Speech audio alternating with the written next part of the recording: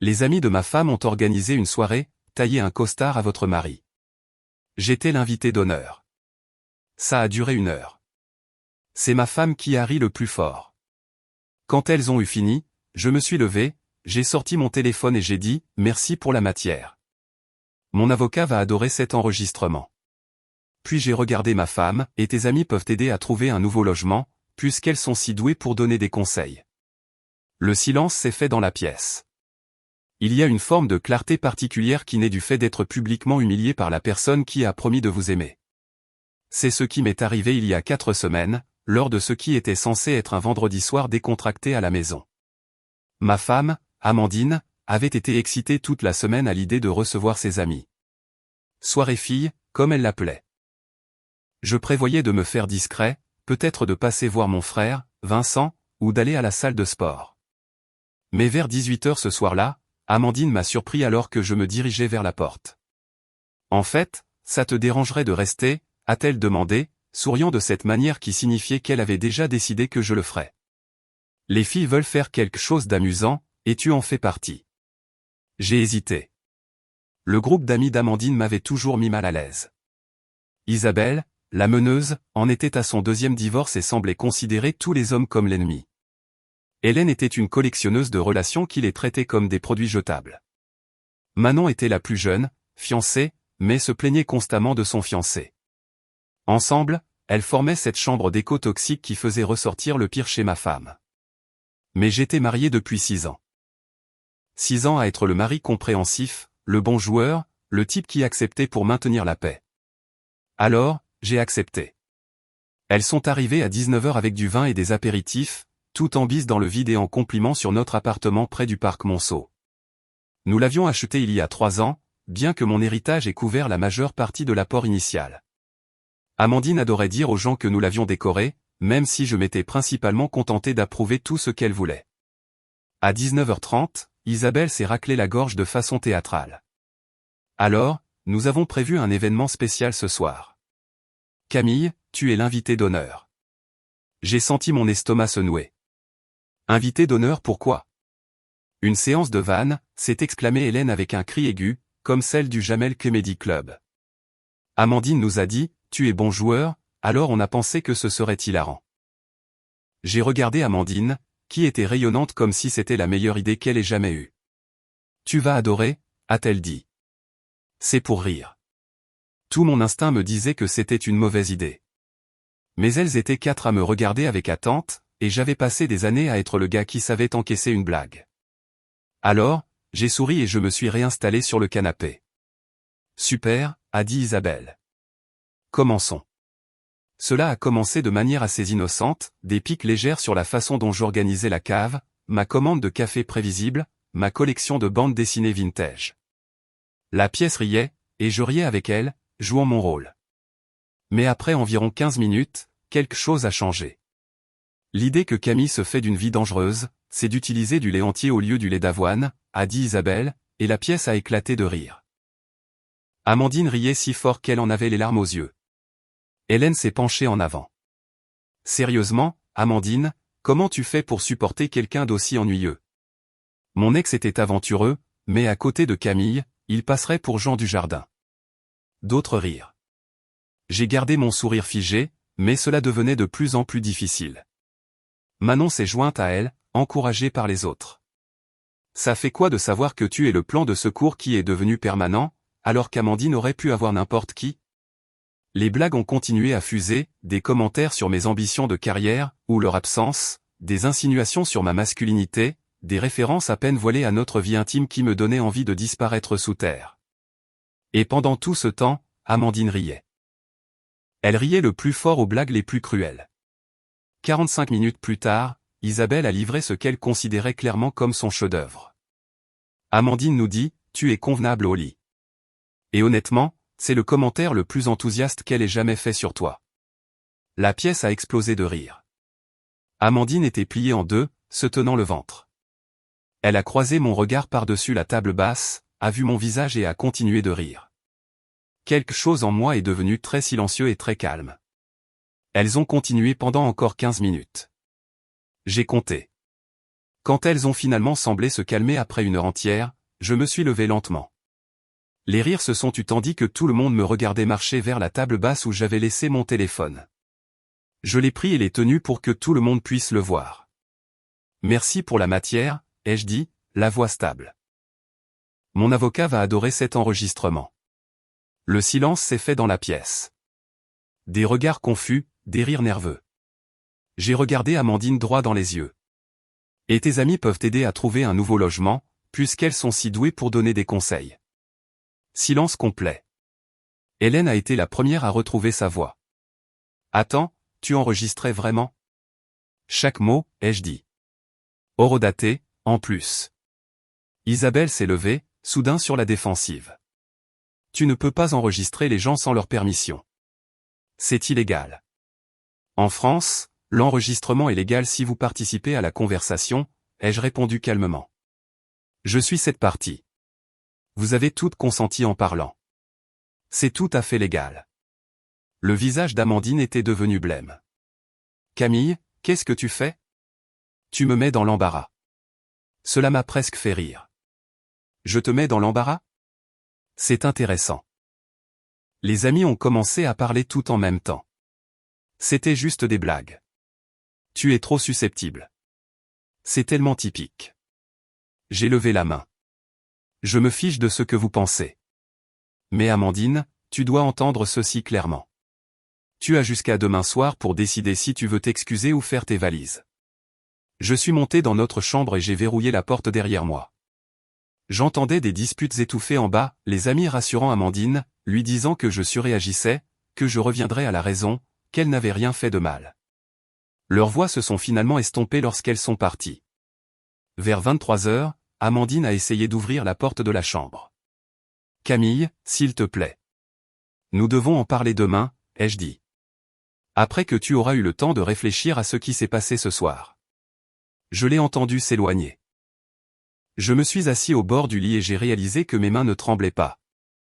Je n'étais ni en colère, ni blessé, ni confus. Je me sentais juste lucide, plus lucide que je ne l'avais été depuis des années. Le lendemain matin, je suis sorti de la chambre à 9 heures. Amandine attendait avec du café, essayant d'arranger les choses comme elle le faisait toujours après que ses amis soient venus et m'aient fait me sentir petit. Je sais que tu es contrarié, a-t-elle commencé, mais ce n'était pas si grave. Elle plaisantait, c'est tout. C'est ça, le principe des vannes. Tu as ri pendant que tes amis passaient une heure à me démolir, ai-je dit. C'est tout l'intérêt de ce genre de soirée, a-t-elle dit. Tout le monde sait que ce n'est pas sérieux. Alors pourquoi chaque blague sonnait-elle comme quelque chose que tu croyais vraiment? Elle a reposé sa tasse de café trop brusquement. Tu vas vraiment monter ça en épingle pour quelques blagues. À 10h30, nous nous faisions face de part et d'autre de l'îlot de cuisine, et j'ai exposé les choses clairement. Voici ce qui doit se passer, tu t'excuses sincèrement. Tu dis à tes amis qu'elles ont dépassé les bornes, et nous établissons de vraies limites en matière de respect. Tu veux que je m'excuse? Sa voix est montée d'un ton. Elles vont penser que je suis sous ta coupe. Je veux que tu choisisses ton mariage plutôt que l'opinion de tes amis. C'est ridicule.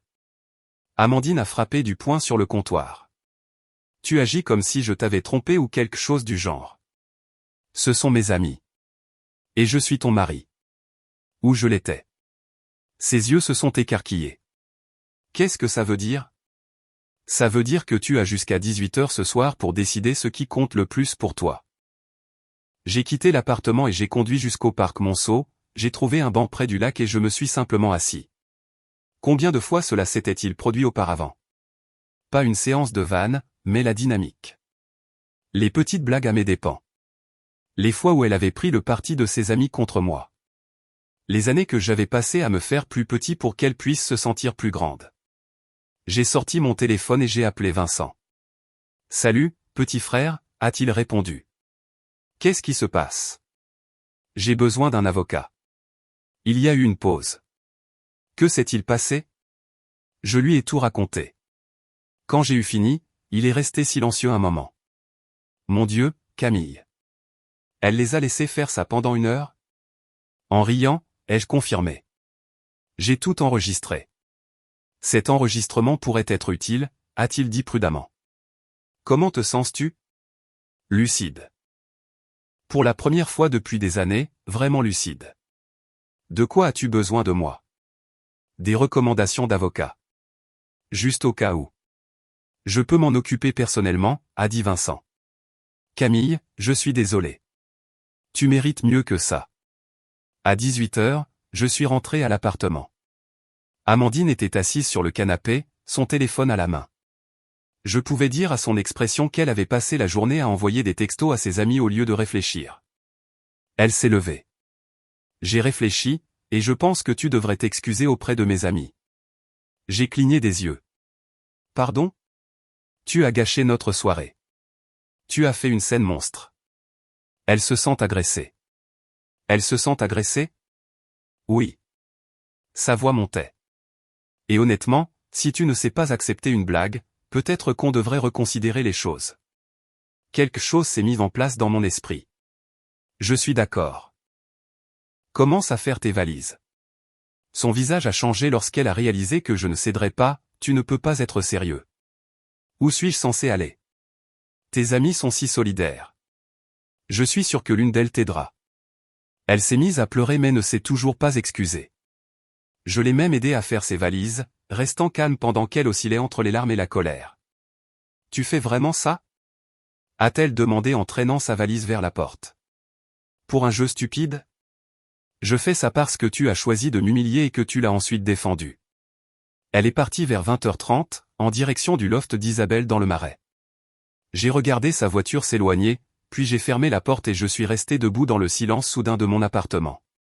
Pour la première fois depuis des années, je ressentais la paix. Cette première nuit seule, je n'ai pas beaucoup dormi.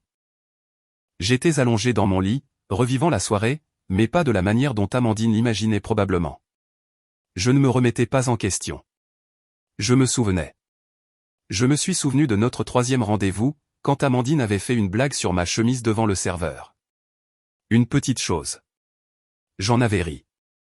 Je me suis souvenu de notre premier Noël ensemble, quand elle avait dit à sa famille que j'étais, convenablement employé. Tout le monde avait gloussé. J'avais souri à travers tout ça. Je me suis souvenu de la promotion que je n'ai pas obtenue il y a 2 ans. Au lieu de me réconforter, Amandine avait dit, eh bien, peut-être que si tu étais plus affirmé au travail. Ses amis avaient hoché la tête en signe d'approbation. Combien de moments comme celui-là y avait-il eu? Combien de fois avais-je encaissé les petites coupures, me disant que j'étais trop susceptible, me rappelant que les relations exigeaient des compromis? La séance de vannes n'avait pas été le début. Elle en avait été le point culminant. Vers 2h du matin, mon téléphone a vibré. Amandine, de chez Isabelle. Tu es réveillée.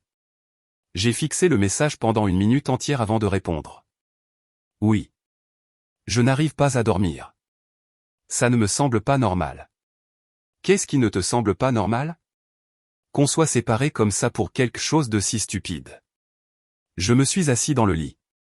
Amandine, penses-tu vraiment que c'était stupide, ou tu dis juste ça? 3 points sont apparus, ont disparu, puis sont réapparus. Je pense que tu es blessé et je le comprends, mais je pense aussi que tu en fais toute une histoire. La voilà. Même maintenant, elle me disait que mes sentiments étaient le problème. Bonne nuit, Amandine. J'ai éteint mon téléphone et j'ai finalement dormi. Le dimanche matin, je me suis réveillé sans ce nœud d'angoisse dans l'estomac auquel je m'étais si habitué. Amandine avait envoyé des textos pendant la nuit. J'espère que tu t'es calmé et que tu es prêt à parler comme des adultes. Je n'ai pas répondu tout de suite. Au lieu de cela, j'ai conduit jusqu'au café Stella, rue Mouffetard, un endroit devant lequel j'étais passé 100 fois mais où je ne m'étais jamais arrêté. J'avais besoin de réfléchir dans un lieu qui n'était pas rempli de souvenirs d'Amandine. J'allais m'installer à une table vide quand une voix de femme a dit « On dirait qu'on a eu la même idée ». Elle avait environ 30 ans, les cheveux foncés, portait une tenue de course et arborait un léger sourire. Nous avons ri tous les deux et avons accepté de partager la table. Je m'appelle Raphaël, a-t-elle dit. Camille. Tu es ici pour fuir quelque chose ou juste pour profiter du calme? Sa franchise m'a surpris. C'est si évident? Je viens ici tous les matins depuis 3 mois, depuis ma rupture. Je reconnais le regard dans le vide. Nous avons fini par parler pendant 1 heure. Elle était architecte, avait mis fin à une longue relation parce que, comme elle l'a dit, il voulait que je sois quelqu'un que je n'étais pas. Plus silencieuse, moins d'opinion, plus conciliante. Ma femme voulait un accessoire, me suis-je surpris à dire. Quelqu'un qui accepterait tout ce qu'elle voulait. Raphaël a hoché la tête comme si elle comprenait parfaitement. C'est épuisant de faire semblant d'être plus petit que ce que l'on est. Quand nous avons échangé nos numéros, elle a dit, en tant que confrère réfugié du café. Lundi matin, j'ai retrouvé Vincent à son cabinet sur le boulevard Haussmann. Il avait déjà examiné l'enregistrement que je lui avais envoyé. C'est brutal, a-t-il dit en secouant la tête. N'importe quelle personne raisonnable comprendrait pourquoi tu es parti. J'ai besoin de connaître mes options. Il a sorti des documents. En France, la procédure de divorce peut prendre du temps. L'appartement vous appartient. Les deux noms sur l'acte, mais j'ai payé l'apport initial avec de l'argent de famille. Nous aurons besoin des relevés financiers. Commence à tout documenter, relevés bancaires, carte de crédit, tout. En quittant son cabinet, mon téléphone a vibré avec des textos d'Amandine. Le ton était passé de conciliant à furieux. Tu te comportes comme un enfant. Isabelle dit que je devrais juste te laisser te calmer. Combien de temps vas-tu me punir? J'ai répondu une seule fois. Je ne te punis pas. Je me protège. Mardi matin, Raphaël a envoyé un texto. Un autre café? Je promets de ne pas voler ta table cette fois. Nous nous sommes retrouvés chez Stella, et la conversation est devenue plus profonde. Elle m'a demandé de quoi je fuyais, et je lui ai donné les grandes lignes sans entrer dans les détails. Laisse-moi deviner, a-t-elle dit. Elle t'a dit que tu surréagissais. Mot pour mot. Elles le font toujours. Mon ex me disait que j'étais trop sensible quand ses amis se moquaient de ma carrière. Comme si mes sentiments étaient le problème, pas leur comportement. J'ai ressenti quelque chose que je n'avais pas ressenti avec Amandine depuis des années, de la compréhension. Mercredi, Amandine s'est présentée à l'appartement pendant que j'y étais. Elle a essayé une approche différente, la séduction et la nostalgie. Tu te souviens quand on était heureux? On peut y revenir.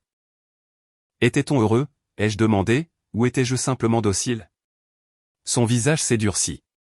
Pourquoi es-tu comme ça? Je te reconnais à peine. Peut-être que tu ne m'as jamais vraiment connu. Elle est partie plus en colère qu'elle n'était arrivée.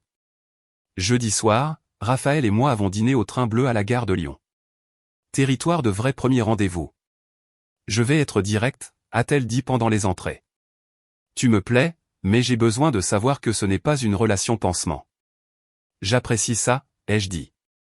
Honnêtement, je ne sais pas encore ce que c'est, mais je sais que je me sens plus moi-même avec toi que je ne l'ai été depuis des années. C'est juste. Prends ton temps pour y voir clair, a-t-elle souri. Mais ne la laisse pas te faire douter de toi. Fais confiance à ce que tu sais être vrai. En marchant dans la gare de Lyon après le dîner, les hauts plafonds et les lumières chaudes semblaient en quelque sorte symboliques, comme une possibilité. Vendredi, Manon nous a vus au restaurant et l'a dit à Amandine. Les textos furieux ont afflué. Tu sors déjà sérieusement avec quelqu'un? J'ai répondu simplement. Nous sommes séparés. Tu as fait ton choix. Je veux rentrer à la maison. On peut arranger ça.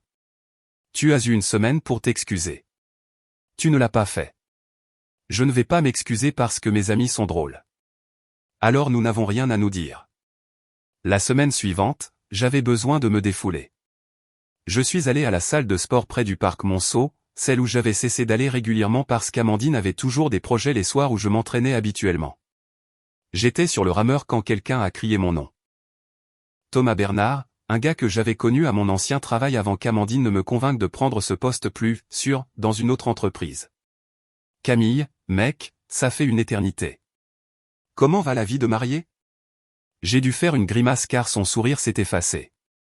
À ce point, nous avons pris des boissons protéinées après nos entraînements. Je lui ai donné la version abrégée. Thomas a secoué la tête. Mon Dieu. 1 heure? 63 minutes. J'ai vérifié l'enregistrement. Et ta femme trouvait ça drôle? Elle trouvait ça hilarant. Thomas s'est adossé.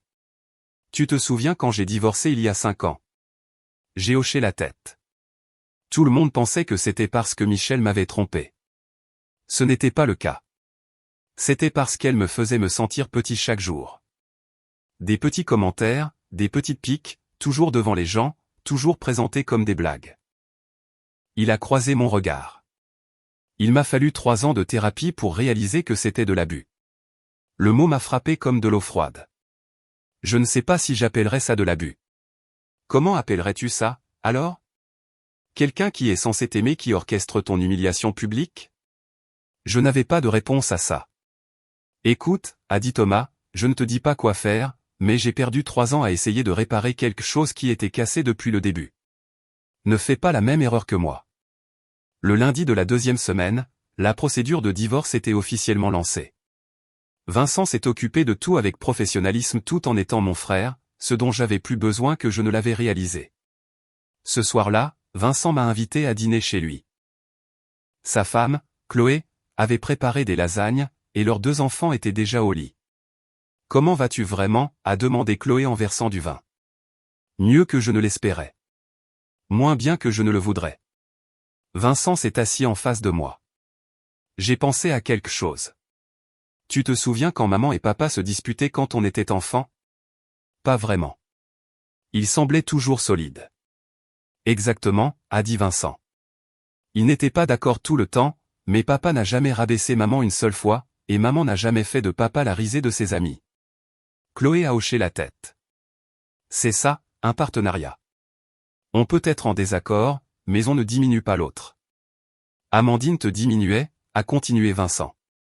Probablement depuis des années. On l'a tous vu, mais tu semblais heureux, alors on n'a rien dit. Ça m'a fait mal. Pourquoi n'avez-vous rien dit? Parce que ce n'était pas notre rôle.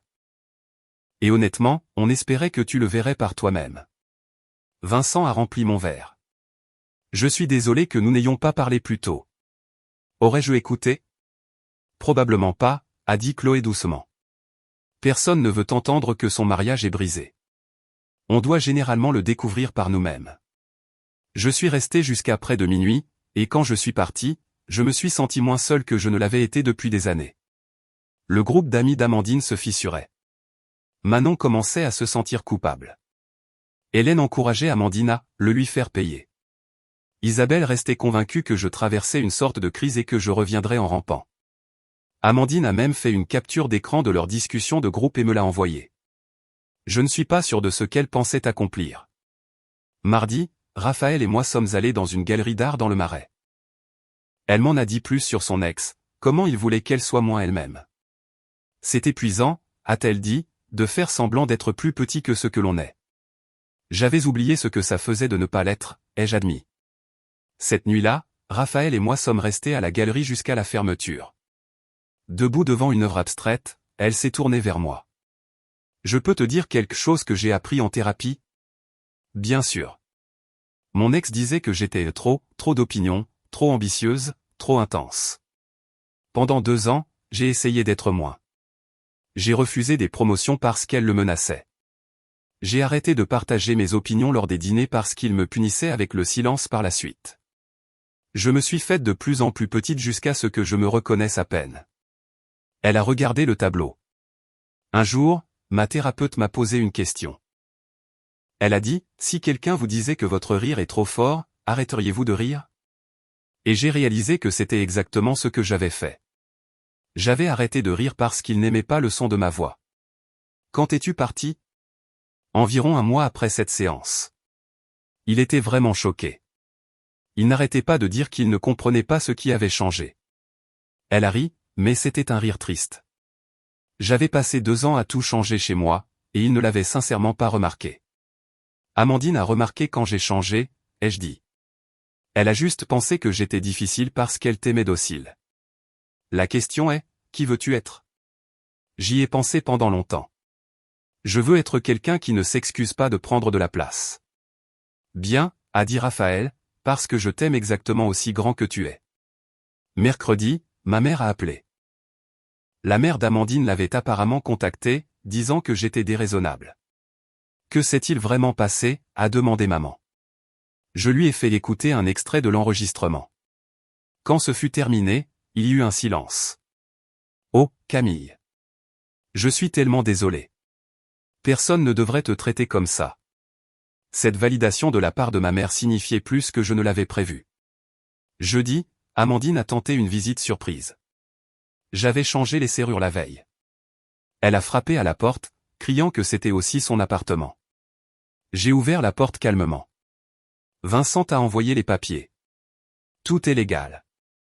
C'est alors qu'elle a remarqué la voiture de Raphaël garée plus bas dans la rue. Son visage est devenu rouge. Elle est là?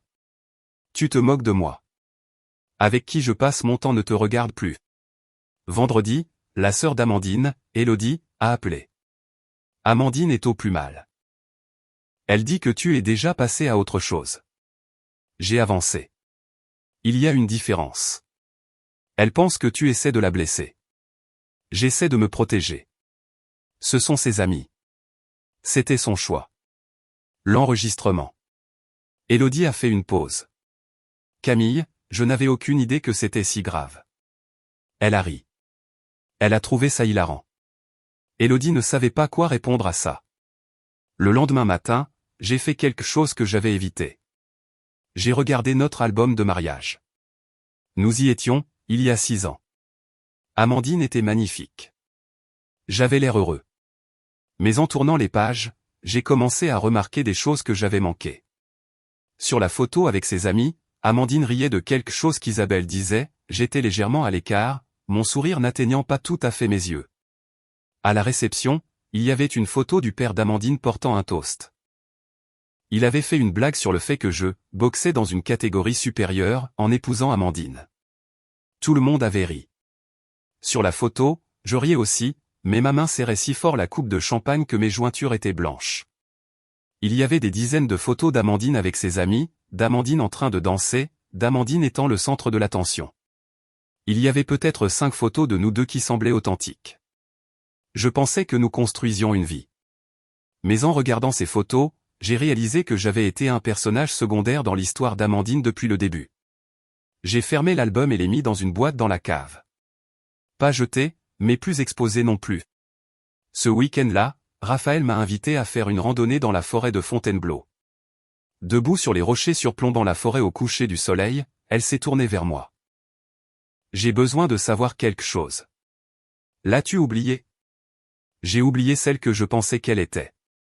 J'ai oublié celui que je suis devenu en essayant de la rendre heureuse. Ce n'est pas tout à fait la même chose que de l'avoir oubliée.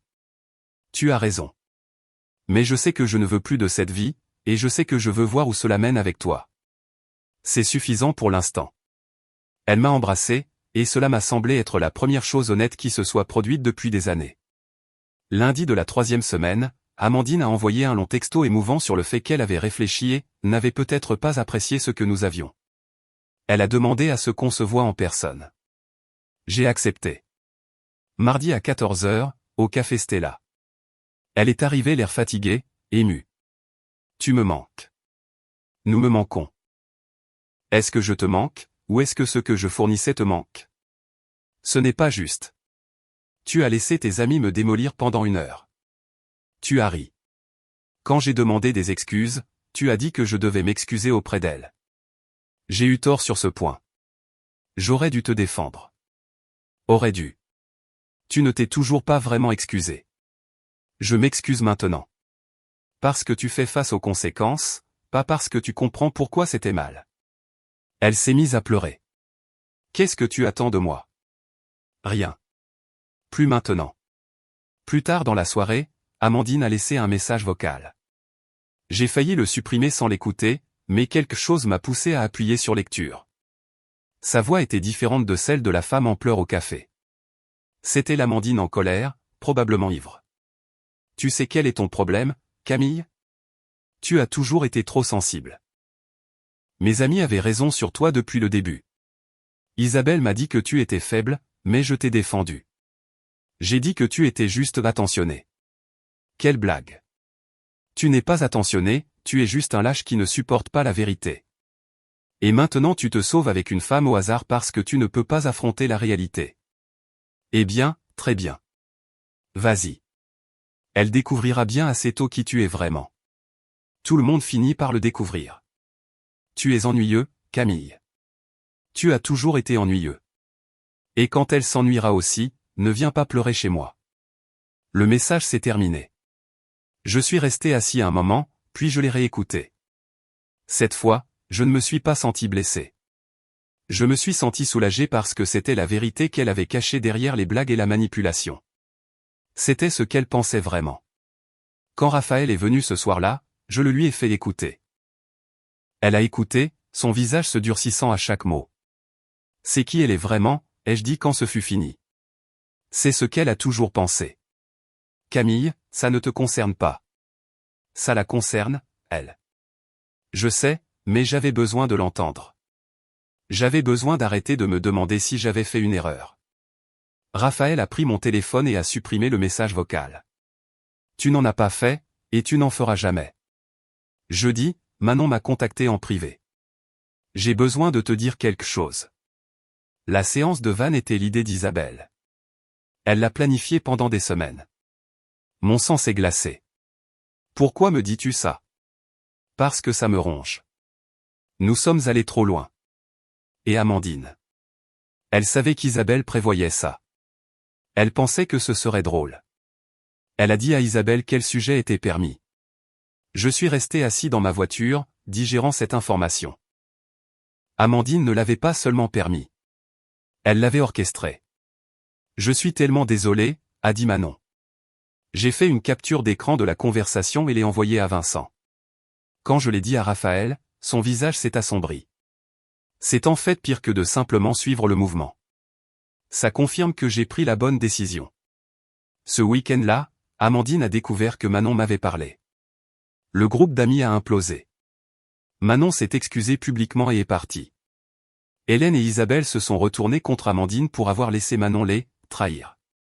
Plusieurs textos désespérés sont venus d'Amandine. Je n'ai répondu à aucun. Dimanche matin, j'étais au supermarché quand j'ai littéralement percuté le chariot d'Isabelle avec le mien. Nous nous sommes arrêtés tous les deux, nous reconnaissant instantanément. Eh bien, a-t-elle dit, sa voix suintant le dédain, si ce n'est pas l'homme qui ne sait pas accepter une blague. Je l'ai regardé calmement. Isabelle, tu sais que tu as tout gâché, n'est-ce pas? Amandine est au plus mal à cause de toi. Amandine est au plus mal parce qu'elle a choisi d'humilier son mari et a ensuite refusé de s'en excuser. Isabelle s'est rapprochée, essayant de m'intimider. C'était une séance de vanne. Une blague. Tu agis comme si nous avions commis un crime. Vous avez passé 1 heure à démolir quelqu'un dans sa propre maison. Comment appelleriez-vous ça? De l'amusement. Du divertissement. Quelque chose dont tu ne connais manifestement rien. J'ai presque ri. Tu sais ce que je trouve divertissant? Regardez votre groupe d'amis s'effondrer parce que Manon a finalement développé une conscience. Son visage a rougi. Manon est faible, tout comme toi. Non, Isabelle. Manon est honnête. Il y a une différence. J'ai commencé à pousser mon chariot pour la dépasser, puis je me suis arrêté. Au fait, combien de temps avant qu'Amandine ne devienne indésirable chez toi? Je lui donne encore 1 semaine avant que tu en aies marre d'elle, aussi. Je l'ai laissée là, sans voix. Dans la voiture, mes mains tremblaient, mais pas de peur. De l'adrénaline d'avoir enfin tenu tête à quelqu'un qui m'avait fait me sentir petit pendant des années. Lundi de la 4e semaine, Amandine s'est présentée à mon lieu de travail, provoquant une scène sur le parking. Tu as monté tout le monde contre moi. J'ai dit la vérité aux gens quand on m'a posé la question. Ce n'est pas du poison. Manon n'avait pas le droit de te parler de la planification. Donc, tu admets que tu l'as planifié. Elle a réalisé son erreur. Ce n'est pas ce que je voulais dire. Je voulais juste. Je me suis éloigné pendant qu'elle parlait encore. Cet après-midi-là, j'ai finalement emballé les dernières affaires d'Amandine de l'appartement.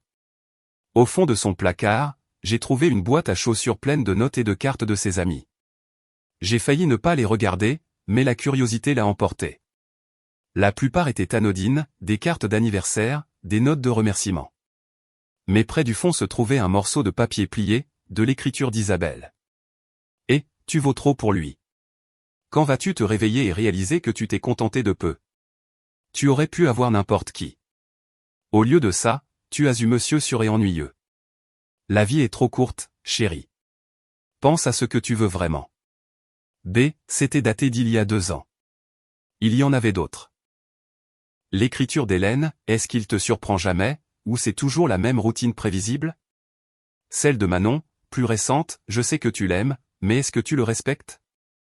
Il y a une différence. Je me suis assis sur le sol de la chambre, entouré des affaires d'Amandine, lisant la preuve que ses amis avaient empoisonné notre mariage pendant des années, et qu'Amandine les avait laissés faire. Non, plus que ça. Elle était d'accord avec elle. J'ai tout mis dans des boîtes, je les ai scellées et j'ai appelé une entreprise de stockage. Je voulais que toute trace de cette vie disparaisse. Mardi, Vincent a appelé. L'avocate d'Amandine essaie de négocier. Elle veut l'appartement. Ça n'arrivera pas, son avocate s'accroche à n'importe quoi. Nous avons les relevés financiers montrant que ton héritage a payé l'apport initial. Mercredi, ma mère a organisé un dîner pour Raphaël et moi. Rencontrer les parents semblait significatif, mais aussi juste. Merci, a dit maman à Raphaël. D'avoir rappelé à mon fils ce qu'il mérite. Il l'a compris lui-même, a répondu Raphaël. Je suis juste heureuse de faire partie de la suite. Jeudi, Amandine a réussi à entrer dans l'appartement en utilisant le code du garage que je n'avais pas changé. Elle attendait à l'intérieur quand je suis rentré. Comment es-tu entré? Je vis encore ici. Non, ce n'est pas le cas. Et tu es en violation de propriété. Je suis ta femme. Plus pour très longtemps. Elle s'est effondrée complètement. Je vais changer. Je vais couper les ponts avec elle. Je ferai n'importe quoi. C'est trop tard. Même si tu le pensais, ce qui n'est pas le cas, c'est trop tard. Vendredi a eu lieu la confrontation finale. Amandine a refusé de partir quand je le lui ai demandé. Raphaël est arrivé pour me chercher pour dîner et est entré en plein milieu de la situation. Amandine s'en est prise à elle. C'est de ta faute. Tu as détruit mon mariage. Raphaël est resté calme. Je l'ai rencontré après que tu l'aies détruit toi-même. Amandine m'a regardé. Tu l'as choisi, elle, plutôt que moi. Je choisis le respect de soi plutôt que l'humiliation. Il n'y a pas de comparaison possible. Nous avons 6 ans ensemble. Et pendant ces 6 ans, combien de fois m'as-tu fait me sentir petit? Combien de blagues à mes dépens? Combien de fois tes amis ont-elles compté plus que moi? Elle n'a pas pu répondre. Cette nuit n'était pas le début, ai-je continué. C'était juste la première fois que je refusais de faire semblant que c'était normal. J'ai appelé la police pour violation de domicile. Je n'ai pas porté plainte. Je voulais juste qu'elle parte. Le week-end suivant, Raphaël m'a aidé à redécorer certaines parties de l'appartement, pour le rendre à nouveau mien, ou made me for the first time. Comment te sens-tu vraiment, a-t-elle demandé. Plus léger. Comme si j'avais porté quelque chose de lourd pendant des années et que je l'avais enfin posé. Amandine a envoyé une dernière série de textos. J'espère que tu es heureux. J'y arrive, ai-je répondu. Tu le regretteras. La seule chose que je regrette, c'est de ne pas l'avoir fait plus tôt. Quand ça capotera avec elle, ne viens pas pleurer chez moi. Je n'en aurai pas besoin, mais merci pour la confirmation que tu ne comprends toujours pas, j'ai bloqué son numéro. Quelques mois plus tard, le divorce a été finalisé. J'étais assis dans le cabinet de Vincent. Accord conclu, Camille garde l'appartement. Amandine obtient la moitié des autres biens matrimoniaux. Juste, mais pas généreux. Pas de prestations compensatoires puisque nous étions mariés depuis moins de 10 ans. Une rupture nette. Je suis descendu des marches du palais de justice où Raphaël attendait. Qu'est-ce que ça fait, a-t-elle demandé. Comme la dernière pièce de quelque chose d'ancien qui tombe. Prêt pour quelque chose de nouveau. Je pense que je construis quelque chose de nouveau depuis des mois. Je suis juste prêt à continuer. En marchant vers ma voiture, j'ai pensé à tout ce que j'avais appris. Être bon joueur n'est pas la même chose qu'être respecté. Être compréhensif n'est pas la même chose qu'être apprécié. Et être seul est infiniment mieux que d'être avec quelqu'un qui a besoin que vous soyez petit pour se sentir grand. Cet enregistrement que j'ai fait? Je ne l'ai jamais donné à mon avocat. Pas eu besoin. Mais je l'ai gardé quand même. Pas comme une vengeance ou une munition. Comme un rappel. Un rappel que dès que quelqu'un vous montre qui il est vraiment, même s'il le fait en riant, vous devriez le croire. Amandine est toujours quelque part, probablement en train de dire aux gens que je suis le méchant de son histoire, que j'ai surréagi, que je ne savais pas accepter une blague. Et vous savez quoi? Ça me va, parce que je ne suis plus dans son histoire. J'écris la mienne.